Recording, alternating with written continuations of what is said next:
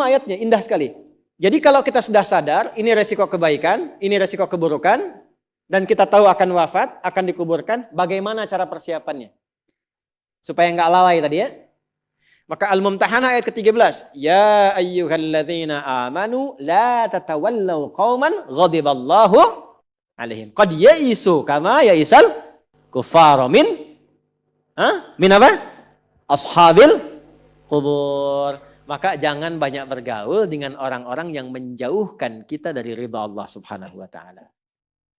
Cari teman yang baik sekarang. Pertama, maaf, bikin kebaikan di rumah tangga dulu. Itu kan teman hidup. Ya. Awas, hati-hati. Kalau melihat istri kurang baik atau sebaliknya, jangan dihakimi, jangan difonisi. Justru Allah kirimkan antum itu untuk menebarkan kebaikan dan menyempurnakan kesemaan bersama. Jelas? Jadi sekarang yang dilakukan teman hidup dulu. Rubah jadi baik dulu. Anak-anak jadi baik dulu. Setelah itu cari tempat tinggal yang baik. Bergaul dengan orang baik. Antum yang kuliah cari teman yang baik. Antum yang kerja cari teman yang baik. Maaf. Kalau ada tawaran, kedudukan hartanya berlipat. Tapi menjauhkan Anda dari Allah, ingat ini. Thumma amatahu fa'akbarah. Ingat saat ditawari itu Anda meninggal. Dikubur. Dan ingat ancamannya. Ingat pasalnya tuh. Ya, ingat suratnya. Paham? Nah, karena itu masukkan ayatnya, jangan sekali-kali menjadikan keadaan di sekitaran kita justru memperkuat datangnya ancaman Allah dan nestapa saat kembali ke alam kuburnya. Bahkan orang-orang yang tidak beriman pun, yang buruk pun, yang beriman tapi maksiat pun, itu sejatinya ketika temannya masuk ke kubur nggak mau ikut-ikutan. Makanya disindir oleh Allah. Hei, kamu ini sadar nggak sih? Orang yang mengajak kamu maksiat itu, lihat temannya meninggal pun, temannya wafat pun, dia nggak pengen ikut. Kadang-kadang dia abaikan.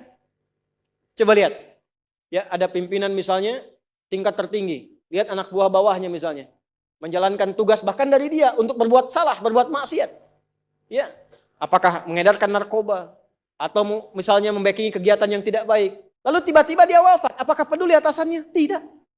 Yang ada yang terjadi, jangan bawa-bawa atasan. Padahal dia yang nyuruh.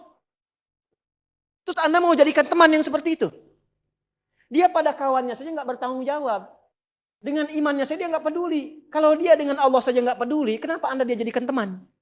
Dan kenapa Anda menjadikannya dia teman? Kalau bahasa anak sekarang tuh begini, Allah aja dia gituin, apalagi kamu. Kan? Ya, Nabi aja dia cuekin, apalagi kamu kan? Ini peringatan Quran, ini bukan dari saya. Ini peringatan Quran.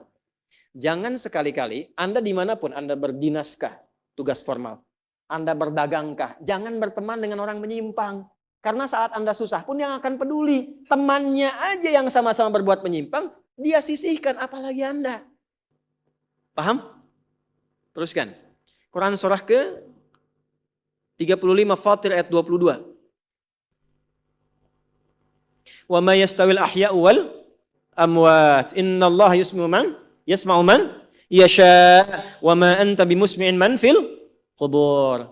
Kalau Anda masih belum sadar juga, kata Allah, hei, kamu ini masih hidup, masih punya harapan, masih punya bekal. Kalau sudah meninggal, nggak sama keadaan orang hidup dengan wafat.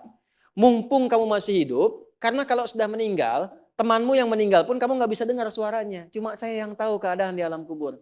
Karena saya tahu, kata Allah, dan saya punya Rahman dan Rahim, dengan sayang saya sampaikan kepadamu. Karena sayang saya. Ibu maaf, kalau ada anak misalnya, ingin berbuat menyimpang, ibu cegah tidak? Kenapa? Karena ibu sayang. Karena itulah ibu saking sayangnya, maaf jangankan anak lahir, di dalam saat dikandung pun bukankah dijaga dari yang mafsadat? Dijaga dari yang merusak. Ibu kalau sedang mengandung, mau nggak makan makanan yang kotor? Makanan yang merusak? Tidak kan? Kenapa? Karena sayang kepada bayi yang dikandung, janin yang terkandung. Di tempatnya pun disebut oleh Allah dengan rahim. Karena ada rahim, dijaga betul. Miring kanan susah, kiri susah, telungkup gak mungkin. Dijaga supaya apa? Supaya di dalamnya merasakan ketenangan. Karena apa? Karena ada tempat disebut dengan rahim. Nah Allah itu sifat rahim melekat kepadanya. Karena sayang dengan kita diingatkan. Bahasa bebasnya gini, karena saya sayang engkau dengan rahimku.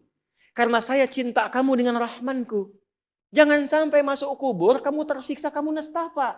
Karena beda antara hidup di dunia dengan kehidupan di kubur. Mumpung masih hidup, cari bekal. Karena engkau tak mampu mendengar apa yang terjadi dalam kubur. Jadi kalau tadi Allah sampaikan, jangan bergaul dengan yang begini, jangan terlena dengan yang seperti ini. Itu karena Allah sayang dengan kita. Itu saja. Jelas ya? Ya, jadi kalau nggak sayang, nggak akan mungkin diingatkan.